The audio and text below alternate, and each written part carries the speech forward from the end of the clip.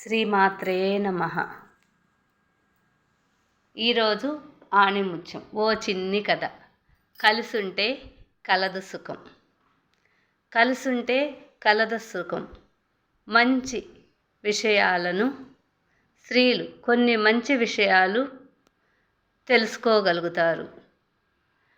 ఆడవారు ఉన్నతమైన ఆలోచనలు కుటుంబాన్ని ముందుకు నడిపించేందుకు ఈ కథలో కొంతమేర తెలుసుకోవచ్చు. ఒంటరిగా కుటుంబాలలో పిల్లలు ఎలా బ్రతుకుతున్నారో ఆలోచిస్తున్నారా? ఉదయం నుంచి తల్లి తండ్రి ఉద్యోగాలకు వెళుతున్నారు. ఒంటరి కుటుంబాలు అయిపోయినాయి. పిల్లలు స్కూళ్ళ నుంచి వచ్చేటప్పుడు పలకరించే దిక్కు ఇళ్లల్లో ఉండదు. అత్తామామలు, నానమ్మ తాతయ్యలు, అమ్మమ్మ తాతయ్యలు ఊర్లలో కాలం గడుపుతూ ఉంటారు. వాళ్ళని ప్రేమగా పలకరించే పిలుపు అమ్మమ్మ తాతయ్య నానమ్మ తాతయ్యలోనే ఉంటాయి. వాళ్ళే ఆ బిడ్డల్ని ప్రేమగా పలకరించగలరు, ఆప్యాయతను అందించగలరు. ఈ ప్రపంచంలో ఇంకెవరు ఆ ప్రేమను అందించలేరు. కానీ ఈనాటి తల్లిదండ్రులు ఆ విషయాన్ని దృష్టిలో ఉంచుకోవట్లేదు. ఒంటరిగా ఉండాలనుకుంటున్నారు అంతే. కానీ అత్తామామలైన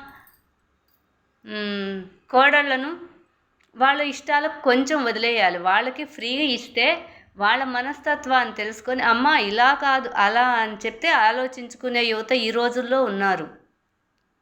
కానీ బలవంతంగా ఇదే మీరు చెయ్యాలి అని కోడళ్ళ మీద అత్తలు తమ అభిప్రాయాలను దిద్దకూడదు.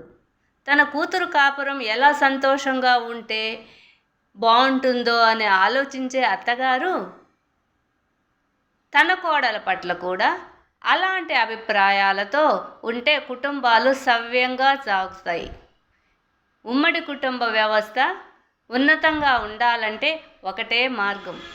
కొత్తగా వచ్చిన నూతన వధువుని భయపెట్టి తమ అభిప్రాయాలు బలవంతంగా వారిమై వృద్ధి వాళ్ళు తమ మాటలు వినాలనుకునే దానికంటే వాళ్ళు తమ మాటలు వింటూ తమను ప్రేమగా ఎలా చూసుకోగలుగుతారో అలాంటి ఆలోచనలు అత్తామామ చేయండి.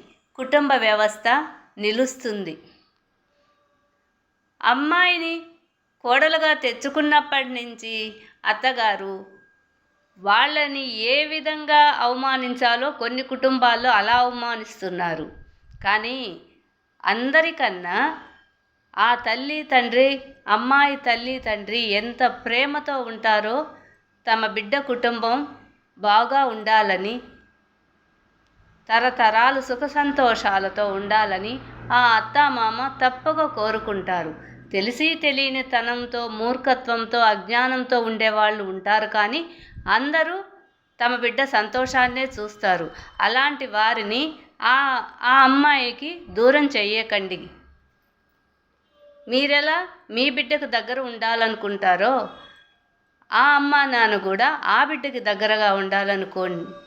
ఎవరు ఎవరికి చేటు చేయాలనే భావన కుటుంబ వ్యవస్థలో లేదు అంతే.